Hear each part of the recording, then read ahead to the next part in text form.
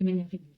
Mais que malgré tout, tu manques de clarté, de sérénité, de visibilité quand il s'agit des décisions financières. Et surtout, tu as envie d'arrêter de piloter ton entreprise au feeling. Bref, si aujourd'hui tu te dis que tu as absolument besoin de faire plus de chiffre d'affaires pour enfin respirer et que en même temps chaque euro gagné te génère plus de pression et plus de stress, ce que je vais te partager va changer ta manière de piloter ton entreprise. Je m'adresse ici aux femmes entrepreneuses, celles qui finalement ont lâché un cadre salarié sécurisé, ou à tout le moins structuré, ou à celles qui ont une activité qui fonctionne, mais qui financièrement avancent encore trop dans le flou. Et je te le disais, peut-être que tu travailles beaucoup, peut-être que tu fais déjà rentrer de l'argent, peut-être que tu investis même actuellement dans le développement de tes compétences en marketing, en communication, dans le commercial, même dans le développement de ta propre expertise de manière plus, mais malgré ça, tu ne te sens jamais vraiment en sécurité lorsqu'il s'agit de décisions financières. Tu regardes ton compte bancaire avec une boule au ventre lorsque tu le regardes, bien évidemment. Et pour toi, mettre des chiffres dans un tableau, ça n'a pas forcément de sens.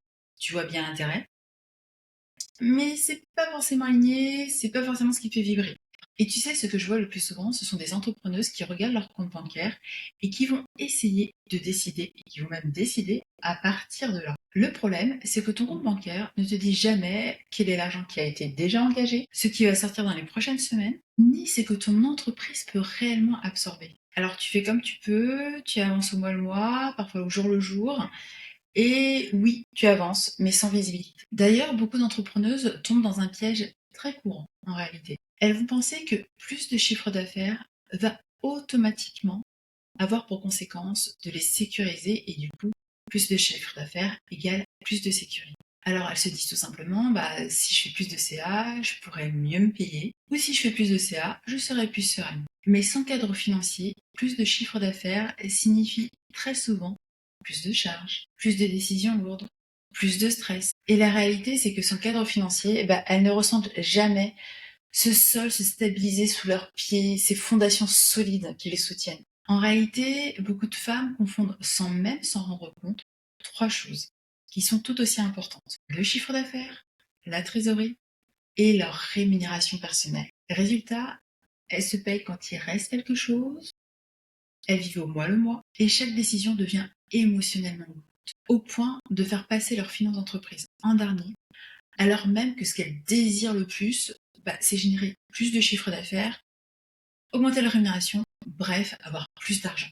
Ce qui est un peu paradoxal de se dire je vais passer mes finances en dernier alors qu'en fait j'en veux plus. Et si tu te reconnais dans cette situation, je veux te faire passer un message important. Ce n'est pas parce que tu fais mal, c'est tout simplement parce que personne ne t'a jamais appris à piloter financièrement ton entreprise. Ni à l'école, ni en reconversion, ni lors d'un accompagnement business. On t'a appris à être excellent dans ton métier, mais pas à être une chef d'entreprise qui pilote financièrement son entreprise et qui s'assure de la rentabilité et la santé financière de son entreprise. Et la réalité, c'est que beaucoup de femmes, de clientes que j'accompagne me disent oui, mais en fait, le prévisionnel, c'est fait pour les grandes structures, du genre les entreprises du CAC 40, pas pour moi. Comme si leur entreprise n'était pas encore assez importante pour mériter un véritable cadre financier. En réalité, c'est l'inverse.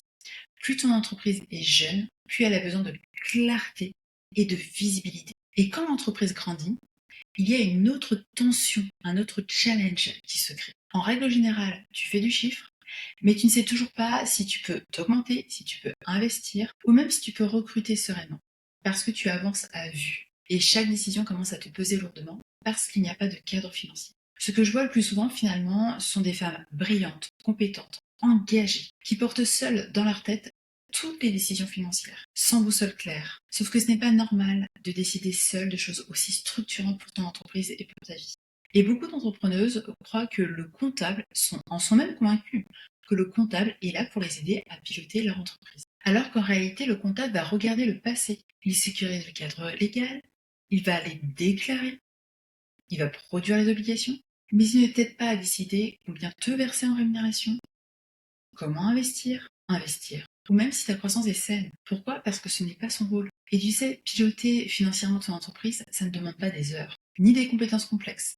Par contre, ça nécessite un cadre simple et régulier. En 30 minutes par mois, tu peux savoir où tu en es réellement, anticiper tes prochains mois, et prendre tes décisions sans mettre en danger ta trésorerie, ton entreprise ou même ta vie. Moi, finalement, il te suffit de te poser 3 questions essentielles. Où en suis-je aujourd'hui?